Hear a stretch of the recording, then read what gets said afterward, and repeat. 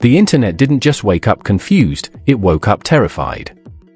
Because overnight, a grainy piece of footage nobody was supposed to see exploded across timelines, and suddenly one of the most untouchable names in hip-hop was at the center of a rumor storm that refuses to slow down. Group chats locked up. Twitter Spaces went manic.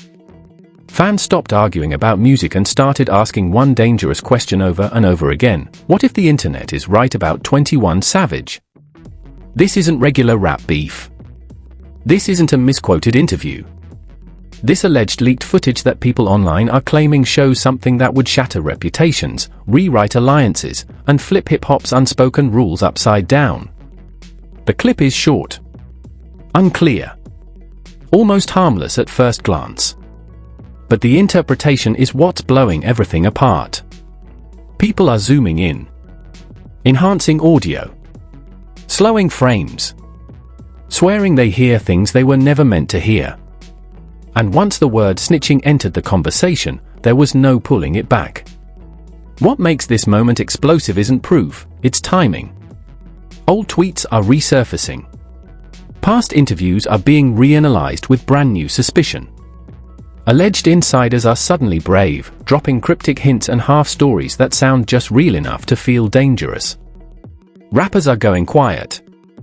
Others are liking posts without saying a word. Silence is being treated like confession. Denial is being treated like panic. No one knows what's real anymore, and that's exactly why this is so volatile. Because in hip-hop, rumors can be deadlier than facts.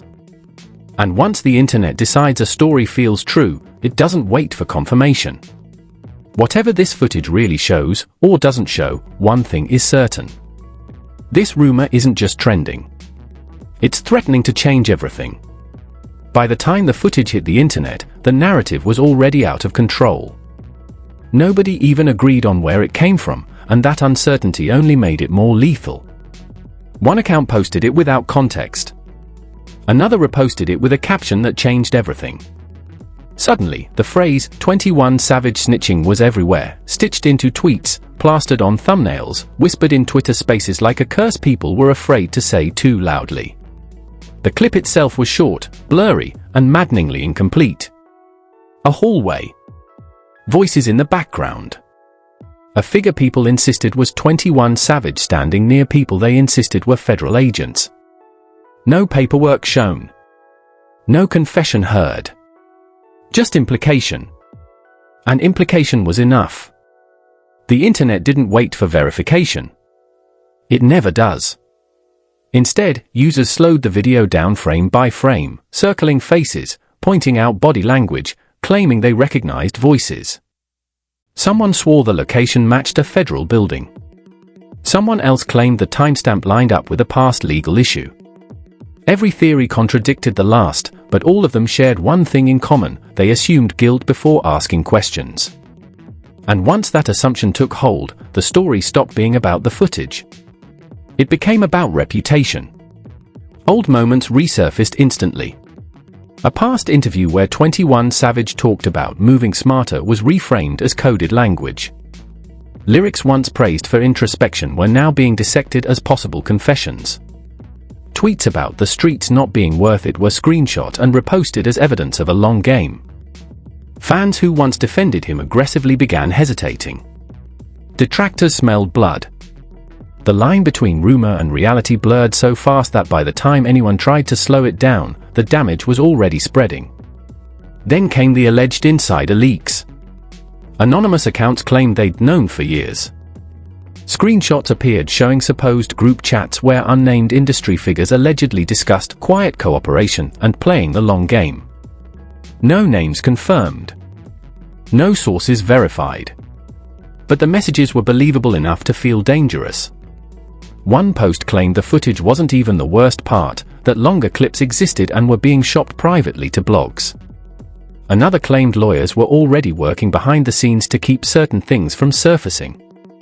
Panic spread through fan bases like wildfire. The betrayal angle made it worse. Rumors started circulating that certain rappers had known about these allegations but stayed silent to protect business relationships. People began counting who unfollowed who stopped interacting publicly, who suddenly went quiet. A single like from a well-known rapper on a shady post sent timelines spiraling. Silence was no longer neutral. It was suspicious. Every move became a message, whether intended or not. Meanwhile, 21 Savage himself said nothing. No denial. No clarification. No fake news post. And in internet culture, silence doesn't buy you time, it costs you control. Fans argued that legal teams probably advised him to stay quiet. Critics said that's exactly what someone would do if they were nervous. The same silence fed both narratives equally, and neither side was willing to budge. The longer it lasted, the more the rumor hardened into belief. Then the first major twist dropped. A separate clip began circulating, allegedly recorded years earlier, where 21 Savage talked about law enforcement in a general, almost dismissive way. On its own, it meant nothing. But paired with the viral footage, it was treated like a puzzle piece snapping into place. Commentary channels jumped on it instantly, stitching together timelines, implying patterns, drawing conclusions without confirmation. Each video escalated the stakes, because escalation drives views. Caution does not. As the story snowballed, emotional reactions poured in from fans who felt betrayed just by the idea of it. Some said they felt stupid for believing in authenticity. Others defended him fiercely, arguing that rumors don't equal truth and that the footage proved nothing. Twitter turned into a battlefield. Spaces ran for hours with people yelling over each other, demanding receipts that didn't exist. The louder the arguments got, the less the actual clip mattered. Behind the scenes, according to unverified chatter, the industry was tense. People allegedly warned blogs not to jump too far without confirmation. Others allegedly encouraged the chaos quietly, knowing controversy keeps names relevant. Whether those claims were real or not didn't matter. They felt real enough to keep the fire burning. And in hip-hop, perception can end careers faster than facts ever could. Then came the line that pushed everything over the edge. A popular account claimed the footage showed 21 Savage comfortable in a space he shouldn't be comfortable in. That word spread like poison. Comfortable. Not scared. Not confused. Comfortable. Fans replayed the clip again and again, projecting meaning onto posture, pauses, glances. The human brain hates uncertainty, and the internet fills that uncertainty with the worst possible assumptions. By the end of this phase, the narrative had fully detached from reality. No one was asking what the footage actually proved. They were asking what it meant. And meaning is subjective, emotional, and impossible to control once millions of people get involved. The rumor had evolved from a question into a storyline, and storylines don't need evidence to survive. They just need attention. And just when it seemed like the frenzy might burn itself out, another whisper spread quietly through DMs and private chats, that the footage wasn't leaked accidentally. That someone wanted this moment. That someone wanted the internet to connect dots that may or may not exist. If that was true, then this wasn't just a rumor storm. It was the opening move of something much bigger. The chaos didn't slow down, it sharpened. What started as speculation hardened into camps, and once sides formed, the internet stopped searching for truth and started defending belief. The footage itself barely mattered anymore. It had become a symbol, a trigger, a Rorschach test where people saw exactly what they already feared. And in the middle of it all sat 21 Savage's name, trending not for music, not for lyrics, but for a rumor so radioactive that even proximity felt dangerous. As the days passed, new context began to surface, each piece more explosive than the last. Anonymous accounts claimed the clip wasn't recent at all, that it allegedly dated back to a period when 21 Savage was dealing with intense legal pressure. Others swore it was recent, pointing to clothing details, background signage, and timestamps that only made sense if you squinted hard enough. Entire threads were built on shadows and assumptions, but they spread faster than anything verifiable ever could. The internet doesn't reward patience. It rewards conviction. Then came the alleged messages. Screenshots flooded timelines claiming to show industry insiders panicking in private group chats. Phrases like "this could get ugly," "hope nothing else leaks," and "tell him to stay quiet" were highlighted, circled. Fans began to believe there was a coordinated effort to contain something bigger than the clip itself. The idea that the footage was just the tip of the iceberg became irresistible. Social media turned feral. Twitter Spaces ran non-stop, packed with thousands of listeners shouting over each other, demanding answers that didn't exist. TikTok creators stitched the footage with dramatic music and captions that screamed betrayal. YouTube thumbnails went nuclear, promising proof, receipts, and what they don't want you to know, even when the videos delivered nothing new. Each repost amplified the accusation without adding evidence. The rumor wasn't evolving, it was multiplying. Celebrity reactions, or the lack of them, poured gasoline on the fire. Rappers who usually commented on everything suddenly went silent. Others posted vague messages about loyalty, survival, and playing chess, not checkers. Fans dissected every word, convinced these posts were coded references. A single like from a known figure on a shady post sent shockwaves through the timeline. People unfollowed each other quietly, and those digital moves were treated like confessions. In this environment, neutrality became impossible. Then the narrative took a darker turn. A popular commentator suggested the rumor wasn't just about cooperation, it was about rewriting the rules of credibility in hip-hop. According to this take, the footage symbolized a larger shift where survival trumped street codes, and the culture wasn't ready to admit it. That framing changed everything. Now, defending 21 Savage wasn't just about him, it was about defending an entire way of thinking. Attacking him became a stand for old rules, old loyalties, old definitions of real. Emotions exploded.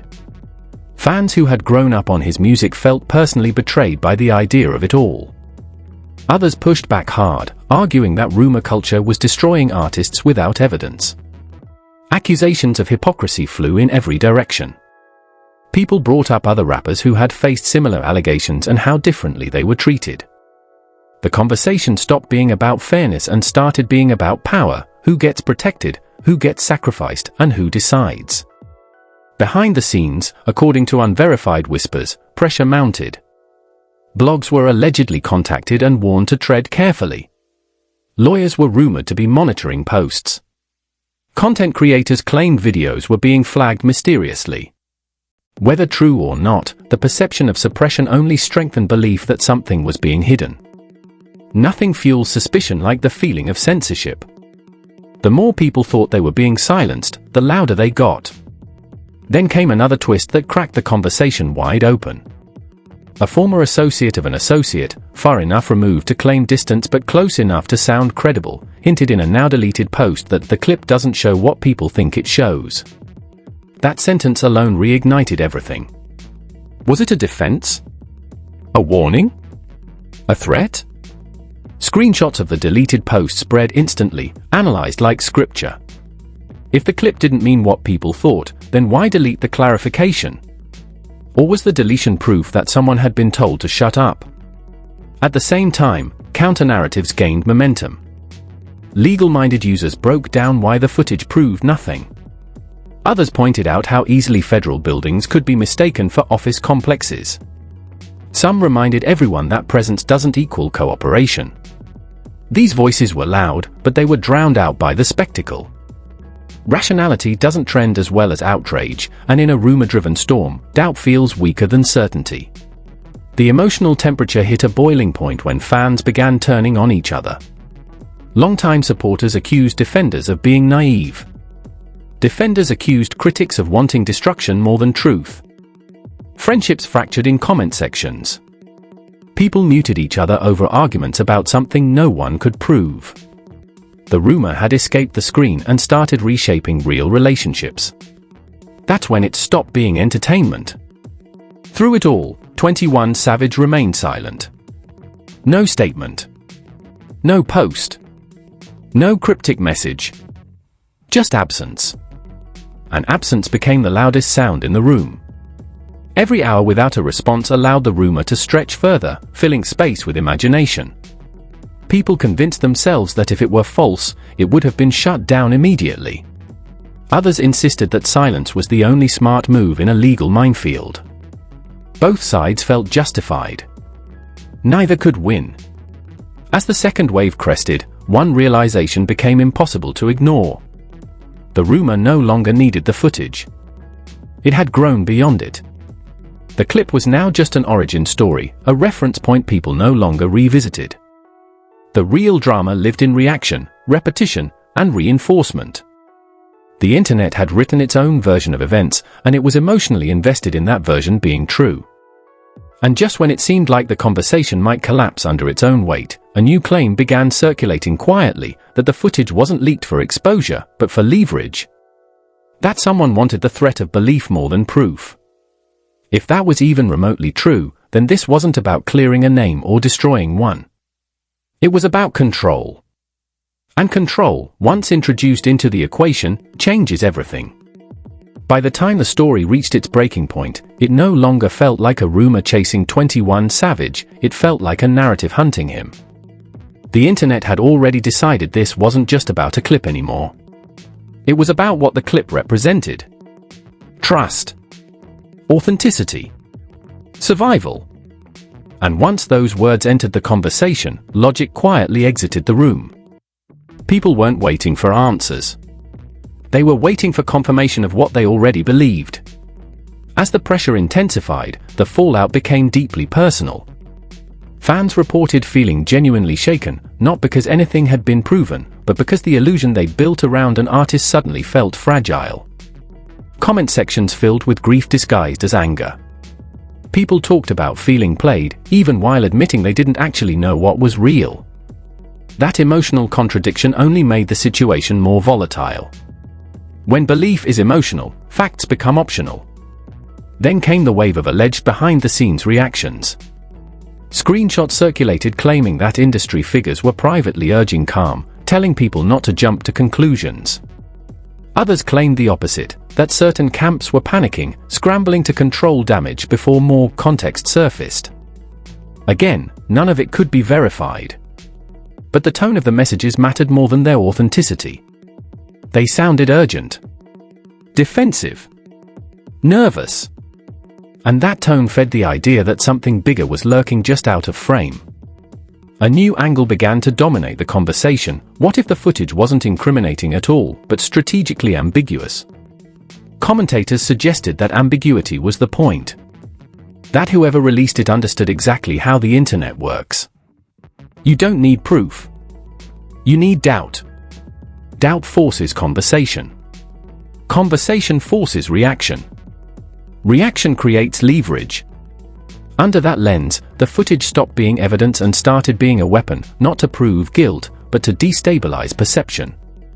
At the same time, subtle shifts in celebrity behavior didn't go unnoticed. Artists who once publicly showed support stopped mentioning his name. Collaborations fans expected didn't materialize. Interviews avoided certain questions entirely. None of this confirmed anything, but it felt like consequences were unfolding in real time. And in pop culture, perception of consequence often reads as confirmation, even when it isn't. The most unsettling development came when fans began reporting that content defending 21 Savage was getting drowned out, not removed, just buried. Algorithms favored outrage over caution. Viral clips accusing him spread faster than calm breakdowns explaining why the footage proved nothing. This imbalance reinforced a brutal truth about the modern internet: the loudest version of the story always feels like the truest, even when it isn't. Behind the scenes, unverified whispers claimed 21 Savage was furious, not at the rumors themselves, but at how impossible they were to fight. Deny too hard and you look nervous. Stay silent and you look guilty. Clarify and your words get clipped. Do nothing and the story writes itself. According to these whispers, the frustration wasn't fear, it was powerlessness. Once a narrative escapes into the wild, even the person at the center can't control it anymore. Then the conversation took its final, chilling turn. People stopped asking if the footage meant something and started asking when the next piece would drop. That shift changed everything. The story became serialized. Fans and critics alike waited for the next leak, the next screenshot, the next insider to speak. Anticipation replaced investigation. The rumor had become entertainment, and entertainment doesn't need resolution, it needs continuation. A few voices tried to pull the conversation back. According to people close to her, Tamar was stunned by how quickly the narrative escaped her hands. She believed she was explaining why the situation escalated, not accusing anyone of crossing a legal line. But nuance was dead on arrival. Clips of her words were chopped, looped, and blasted across platforms with captions that removed every ounce of context. The phrase "felt jumped" became a headline instead of a feeling, and once that happened, the story crossed a line it could never uncross. Tamar's past was dragged out like evidence. Old arguments. Old breakdowns. Old moments of vulnerability reframed as patterns instead of pain. To her critics, this was just another example of drama. To her supporters, it was proof of how quickly a woman's emotional truth gets discredited when it makes people uncomfortable. Behind the scenes, pressure mounted. Allegedly, Tamar was advised to stop speaking entirely. Every word was being treated like a confession or a trap. Anything she said could be twisted, and anything she didn't say would be filled in by strangers. Meanwhile, Mendici's silence only grew louder. His supporters insisted he was doing the smart thing, staying quiet, letting facts speak. But facts weren't speaking. Speculation was screaming. Old assumptions about him resurfaced, not because they were relevant, but because they were easy. Familiar narratives are comfortable, and the internet clung to them like lifeboats. In this environment, silence didn't read as restraint. It read as strategy. Or worse, avoidance. Then the second major shift hit, and it changed the temperature of the entire conversation. Multiple people who claimed to be familiar with the environment where the confrontation occurred began sharing a different version of events. Not contradicting Tamar's feelings, but complicating the picture. According to these accounts, the space was crowded. Loud. Chaotic. Multiple conversations overlapping, voices raised not in anger, but in competition. In that context, Tamar may not have been confronted by a single person, but overwhelmed by a moment that spiraled faster than anyone could control. This reframing didn't deny her experience. It explained how an environment itself can feel aggressive without one clear aggressor. That nuance should have helped. Instead, it fractured the audience even further. Some saw it as a reasonable explanation. Others accused it of minimizing Tamar's fear. The internet doesn't like complexity. It wants villains and victims, clean lines and final answers. This explanation offered none of that. And so it was rejected by those who needed certainty more than truth. Funky Dineva attempted to highlight this distinction, emphasizing that the footage did not support extreme interpretations. But once again, balance became gasoline. His commentary was clipped, stripped of caution, and reposted as proof of whatever side the poster already believed. In trying to slow the story, he accidentally became another accelerant. As the debate raged, something else became clear. This was no longer about the original moment. It was about control of the narrative. Every camp wanted to define what the story meant. Tamar's supporters focused on emotional safety and perception. Mendici's supporters focused on lack of evidence and presumption of innocence. Commentators focused on media responsibility. None of these conversations intersected. They ran parallel, louder and louder, never touching. And in that gap, misinformation thrived. Another alleged leak pushed the escalation further. Screenshots surfaced claiming that producers, friends, or mutual contacts had attempted to mediate before the confrontation ever happened. The implication was explosive. If true, it meant tensions existed long before that night. That whatever Tamar walked into was already charged by history the public hadn't seen. The authenticity of the screenshots was immediately questioned, but it didn't matter. They fit the narrative of a slow-burning conflict, and that was enough.